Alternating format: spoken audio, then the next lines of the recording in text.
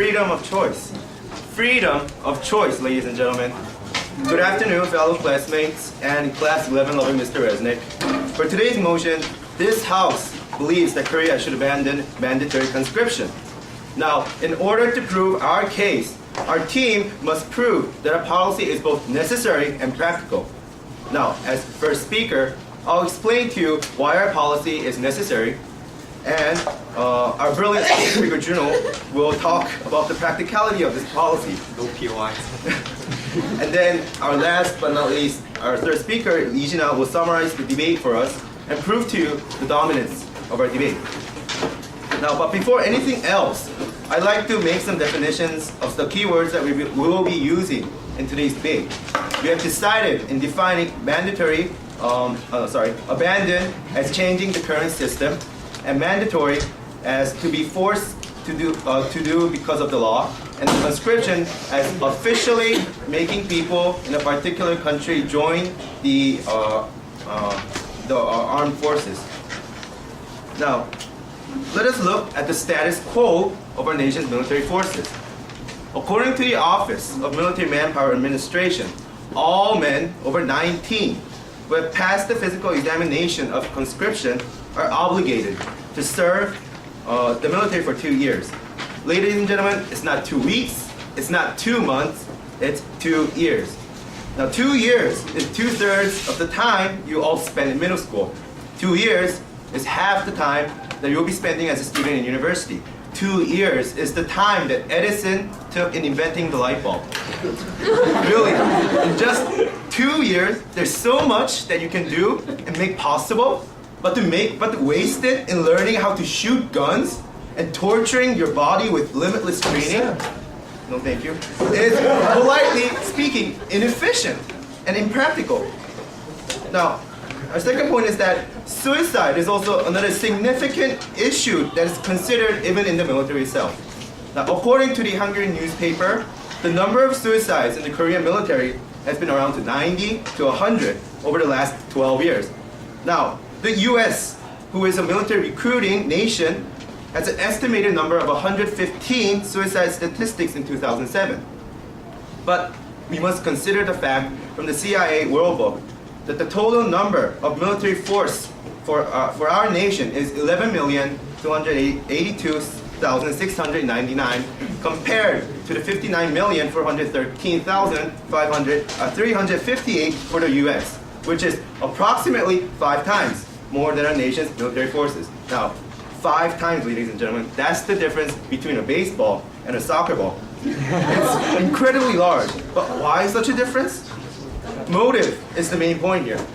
Because the US military accepts volunteer soldiers, the soldiers have the motivation to fight for the nation, while in contrast, our nation forcefully takes men who have no interest in being trained to be a soldier and who have no interest, no thank you, to protect the nation. Obviously, if both sides of that the same amount of training, which side will be able to withstand longer? There's no doubt that it will be the former. Sir, Yes.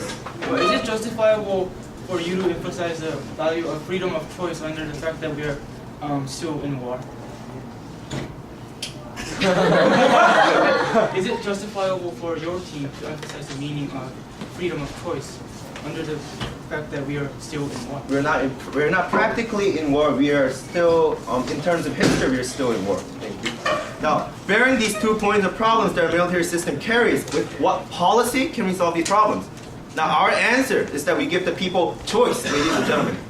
Choice to choose whether they want to go to the military or not. But to ensure that a certain number is present in the military forces, we must provide people with incentives. Our second speaker will talk about these incentives and will ensure you with the practicality of our policy. Remember, ladies and gentlemen, force or choice? Freedom of choice to all. Thank you.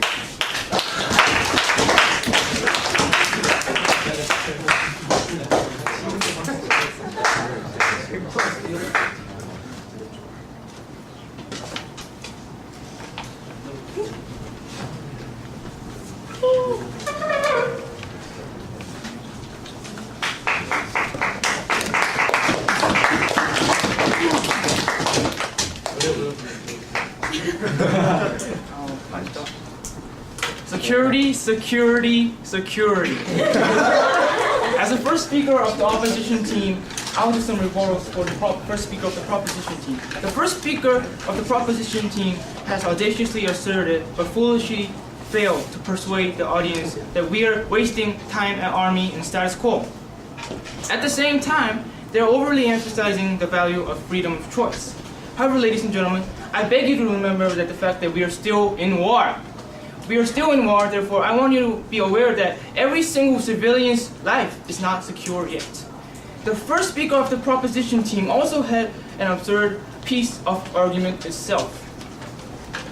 Suicide rate in Korean Army? Suicide rate, ladies and gentlemen, is already a thriving and depressing trend in status quo. Army is not only the place where people suffer and want to give up their lives. Suicide rate can never be the reason to stop the system, the mandatory conscription. PY. No, sir. Their way is not only unnecessary but also impractical. Now, onto our substantial points. Our policy, which is the mandatory conscription, is needed. Currently, South Korea is still in war with DPRK. This means that it doesn't take a whole lot of process for North Korean troops to cross the DMZ and bomb our cities. Therefore, we must be prepared for all times the best that we can afford to have. Think of all the lives and casualties that will occur if the war starts. War is an issue that cannot be dealt with such lightness. It's not the 2 years that we're wasting our time, but it's the 2 years that we're securing ourselves. And indeed, North Korea has an army of 1.08 million to fight back our army. But ladies and gentlemen, we have only 6,000 trained soldiers to fight back. And now onto our practicality. Let us look at the case of France, which has altered their military system to the professional army system since 2000, the year 2000. And they have already admitted that they are suffering from a major cost and financial deficit. As a result, they had to go under NATO again to decrease these costs. Moreover, Taiwan, which plans to completely change their mandatory conscription system to professional army system, is now suffering too. They say they have to refine their current size of the army in order to do that.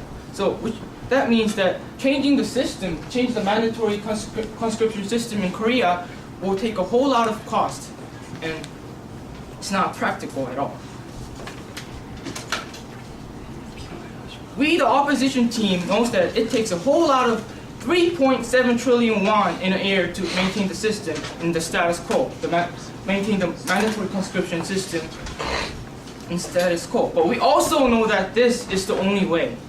For its necessity and practicality, mandatory conscription system secures the nation.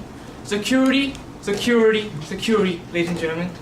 And now we will have the second speaker of the opposition team, who is Jang Gunong, will elaborate on the effectiveness of the mandatory conscription system. Thank you.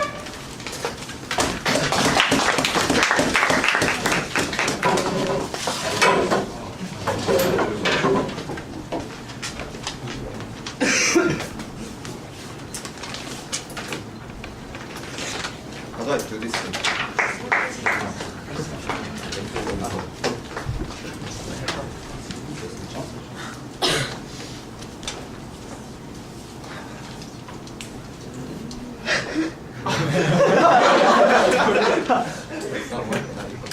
Change the mode.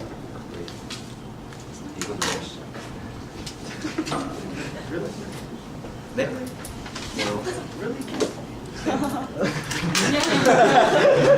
Then 2 button. 안녕하세요.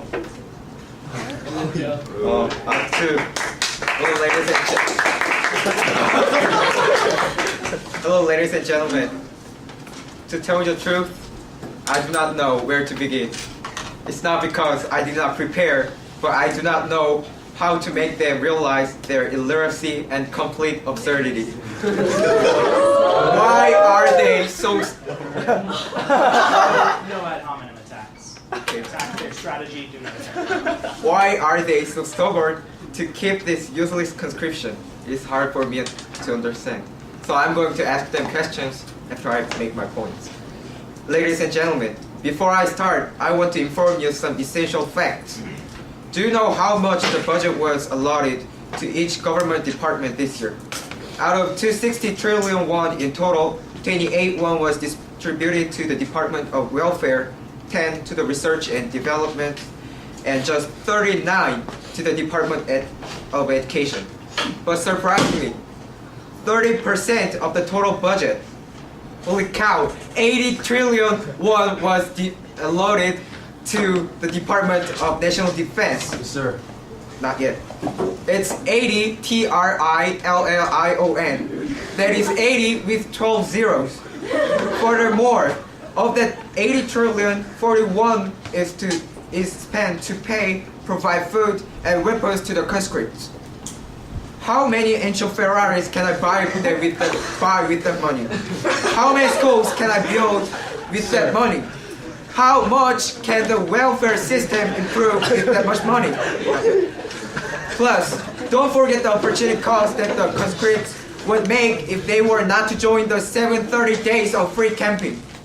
In fact, South Korea has one of the top 7 strongest military in the world. But why do we need such? Why do we need that much in this small nation? We are not living in the ancient time of 삼국지 that needed as many soldiers as possible to win a war, but we are living in the world that technology can defeat. Not yet. But we are living in the world that technology can defeat thousands of men. So we should change the outdated conscription system to the recurring system. By doing so, we can cut 600,000 soldiers to 250,000 and save as much as 20 trillion won according to the Hangul newspaper. I want you to know that we are not playing StarCraft, that we can buy a soldier with just 50 minerals, but it takes much more to raise conscripts. Yes, sir. Please provide us with the realistic and evidence not given. I am providing you.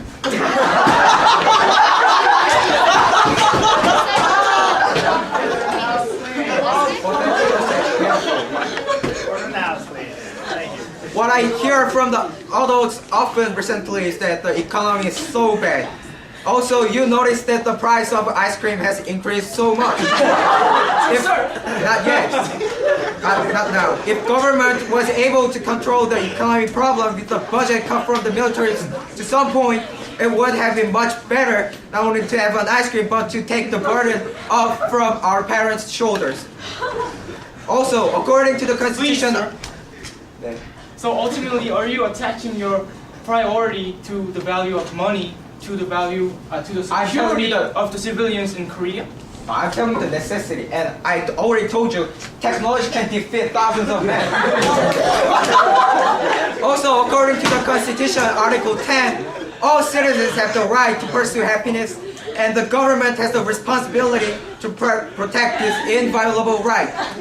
Everyone knows the Constitution is prior to any other laws, but the government is conflicting to violate the supreme law by deterring its citizens from pursuing happiness by conscription. I do not want to go to the military. Go on, do you want to go to the military? Or do you want... Security! We're in the house, please. Freedom of choice is one of the basic things to accomplish this democratic nation. So, ladies and gentlemen, it is necessary to abolish the conscription for the budget problem and the violence on our basic human rights mentioned in the Constitution. Thank you for listening and peace on you, the members of the opposition. Now, ladies and gentlemen, there is no point of listening to the rest of the... you need to listen to the rest of the oppositions. And but there is one thing that you master in the military: the skill of subject.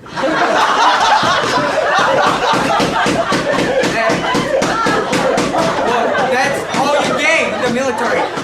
Ladies and gentlemen, thank you for listening.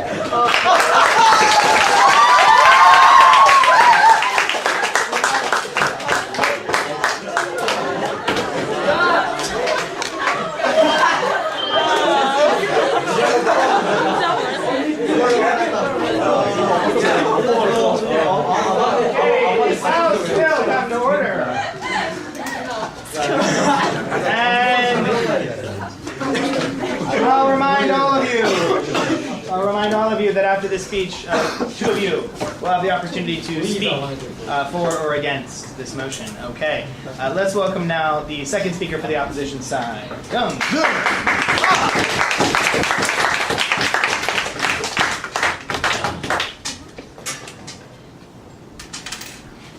Security, security, security. Hello, ladies and gentlemen.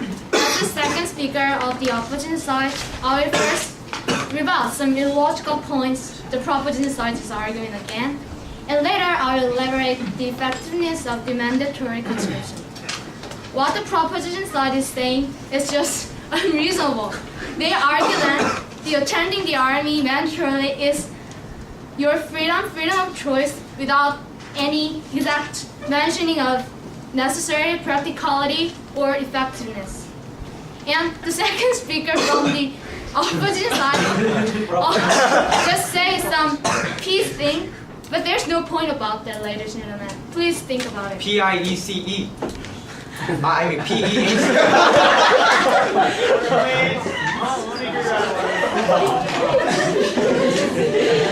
Of course, we understand that you guys never want to go to the army for 2 years we are promised you. We are fully aware of that. But however, ladies and gentlemen, think about it.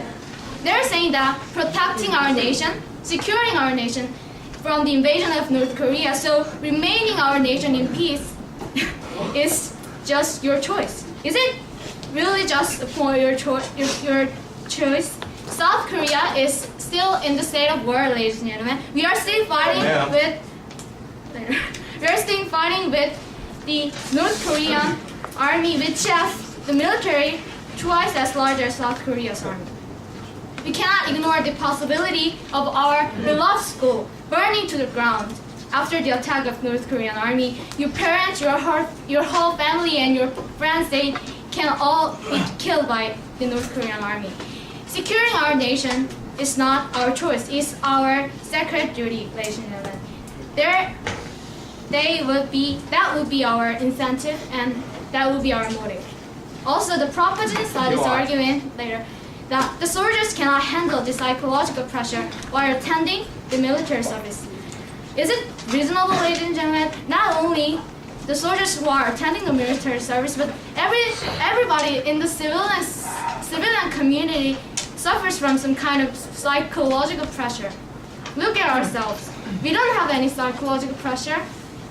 Of course we do. And in my opinion, we are handling this very well. Then their side is saying that the more mature and more experienced soldiers cannot handle this pressure and commit suicide or something. POI. Later. I think what they're saying is just unreasonable. Moreover, if the army is made up with the voluntary soldiers, there will be even more serious psychological problem.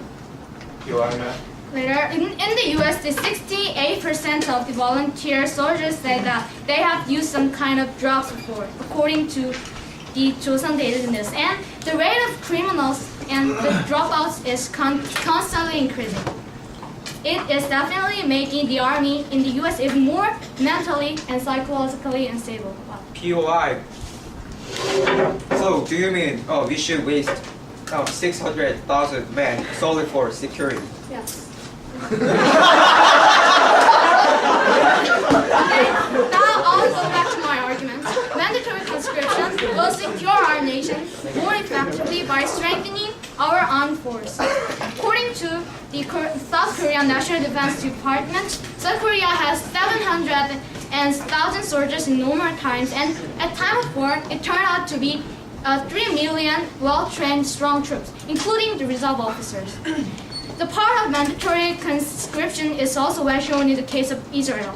Even though Israel is a small nation with a population of 7 million, it has one of the most powerful military around the world because it practices mandatory conscription. On the contrary, the United States is one of the perfect examples that proves the failure of the voluntary military service. According to Joseon Daily News again, the U.S. military is becoming more and more lacking soldiers because the people just do not enroll the army and avoid to go to the army. POI, man. Where? Actually, the article says that the professional soldiers is one of the professional military is one of the jobs that their parents don't want their children to go. And most importantly, the quality of those enrolled is getting worse. The number of criminals in high schools dropouts is increasing from 15% to 18%. As a result, there is hardly anyone who can manipulate the most advanced weapons like missiles. Truly, ladies and gentlemen, truly there is no alternate policy for the mandatory conscription. It is the best policy. Remember, security, security, security, and we, the opposition side, is definitely dominant in this debate. So please vote for us.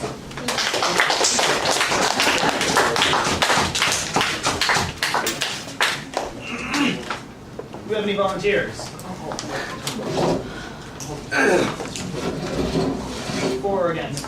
For proposition. No. Prop? No? I want to vote. Not prop? Huh? Prop. Opposition? All right, proposition, opposition.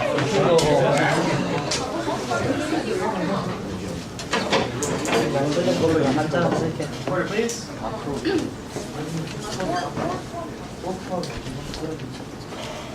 First, I want to claim that nowadays the result of the war is decided by the quality of army, not the number of soldiers. Even though they have thousands of soldiers, if they have no incentive to fight for the country, it's useless. It is better to use the money for technology and develop technology for the army, and it will be much more it will give much more benefit for the security of the country. And also, opposition side didn't think about personal claim about this problem. First, they didn't think about like people who believe in, for example, Christian, and they claim for peace, and they claim that they don't want to hold guns and they don't want to fight for the army. And if they want to claim for mandatory conscription, they need to find out the ways to give incentive for these people to fight for the country. They didn't have specific ways to persuade these men who hate to go to army. And I think opposition side should develop that. Also, proposition side, the third speaker should develop some more arguments about how they're gonna abandon mandatory conscription and specific ways to do that.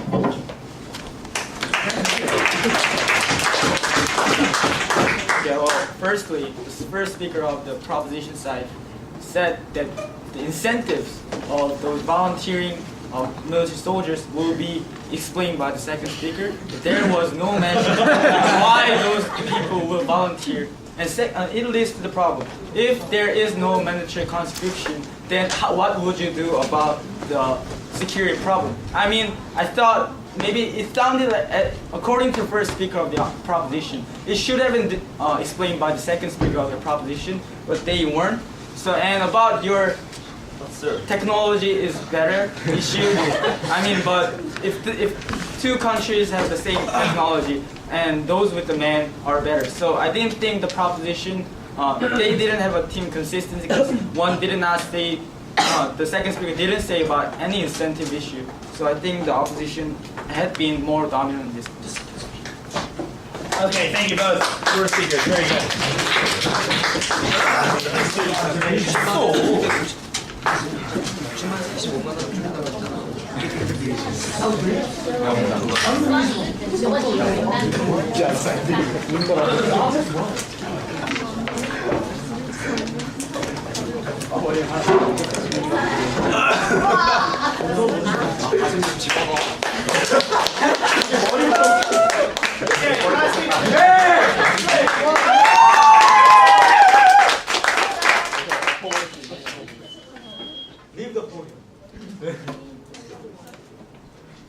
Ladies and gentlemen, security, security, security.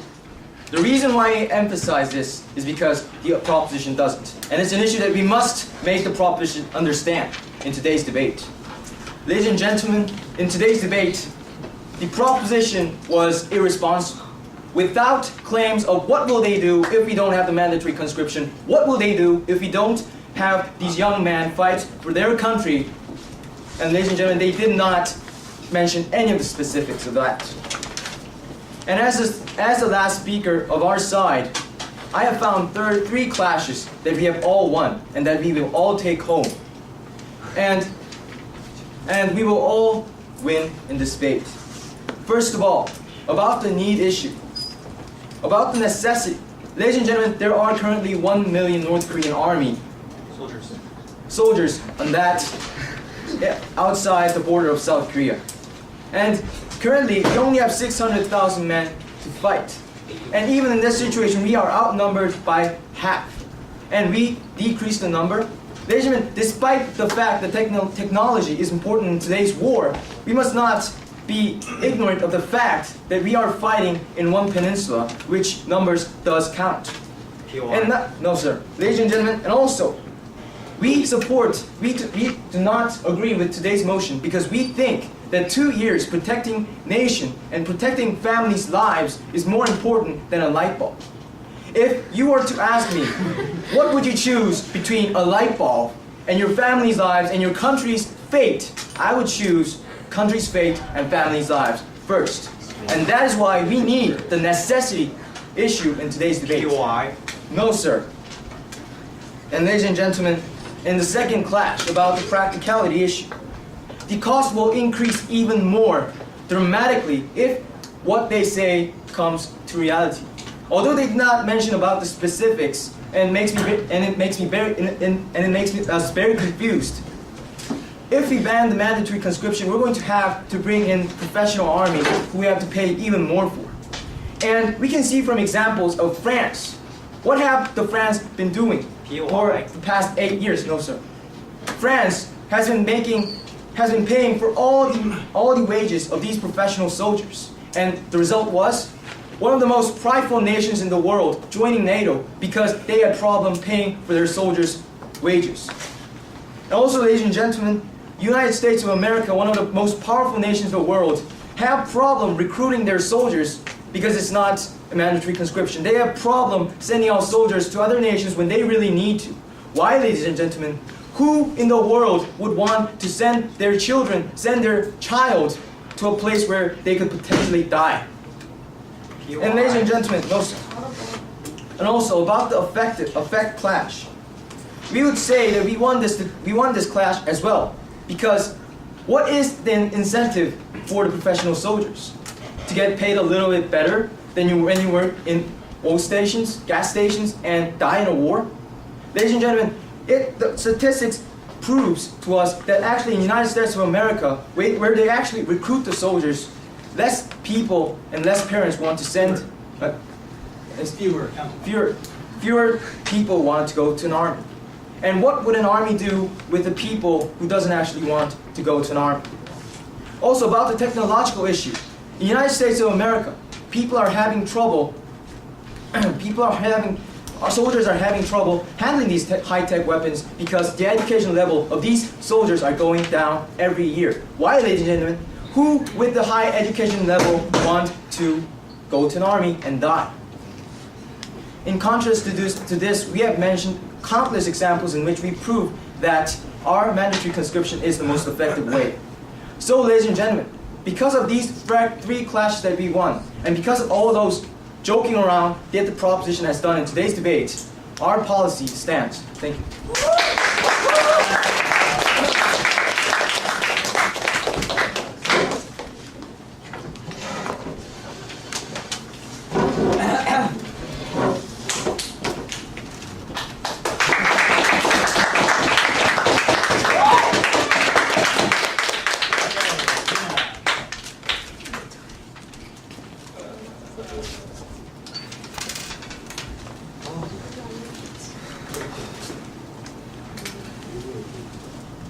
Freedom of choice, ladies and gentlemen, and quality over quantity. Ladies and gentlemen, now let's see how today's debate went. The opposition side suggested some points that we say are not able to comprehend. Like they said they would keep to the mandatory conscription because we're under threat of North Korea. We say no, North Korea maybe in literal meanings we are still in war, but practically we are not. Though recently the relationship with North Korea is kind of cold, but those things do happen with neighboring countries. Additionally, at the 4th Asia-European Meeting Summit, which took place in Copenhagen, the participants affirmed peace in Korean Peninsula with political declaration, saying political declaration for peace on the Korean Peninsula. And the opposition team think that bunch of lazy, unmotivated soldiers, not missiles, razors, and tacky weapons, are enough for our national security? No, thank you. Rather, smaller number of properly and constantly trained soldiers would be much more useful. Look at the Iraqi war, ladies and gentlemen. Hundreds of Iraqi soldiers who were conscripted died, while only a few of U.S. recruited soldiers died. Generally for their mandatory conscription, we say, first of all here, they are not considering how much people hate the army service right now. Do you really think soldiers who are in army only because not being there is illegal and don't want to go to the jail are more loyal to their service than people who volunteered? No, thank you. Who volunteered to the army service by themselves? No. People who are there by force versus people who are there for their sake, getting paid and earning plus factors for later social life. Just by yourself, ladies and gentlemen, who do you think would be more loyal to the military and to the Korea? Now, Now, moving on to our proposition suggested today. You'll see why proposition 1 today's debate. Our first speaker, told us that 2 years is not a short time. In 2 years, you will be ready to apply for the world-ranked top 50 universities. Wasting the most precious time in your life for military service is like, oh my God. And as a result, we see more than 60 healthy young men who passed physical examination and who are totally normal. According to suicide each year, according to Korea Military Injury Death Association, and this we say is due to lack of motivation. The subjects of mandatory conscription go to the army, not wanting, not willing, only thinking of getting out. But the alternative we proposition suggested, the recruitment policy, will solve the problem. We will accept willing soldiers who will be paid. Just think, ladies and gentlemen, logically. Who will be more efficient, like I said?